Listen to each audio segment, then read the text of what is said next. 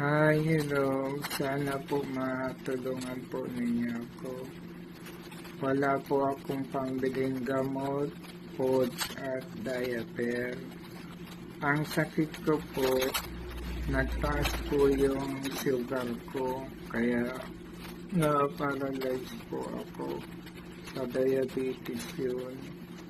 Ang pagkain ko po, dito po nadaan sa tubo.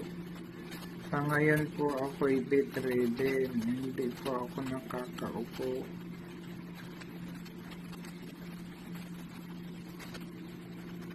Tapos, nung mga nakaraang buwan po, nag-positive ako sa COVID-19, pero nag-survive naman po ako.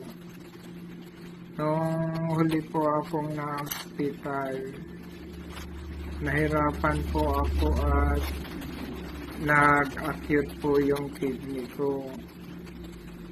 Tapos po, kailangan ko daw pong magpatingin sa specialist sa kidney.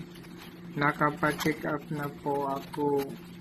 Ang sabi po, kailangan ko daw pong maoperahan sa kidney. Nang in-examine naman po ako, ang sitwasyon ko, nakita naman po na meron akong severe malnutrition, kaya hindi po agad-agad ako maoperahan. Napakarami pong ibinigay na resetang gamot sa akin at saka mga food supplement po na napakamahal po. Mahirap lang po ang kalagayan po namin. Sana po matulungan ninyo po ako. Maawa na po kayo. God bless po. Bye bye po. I love you po.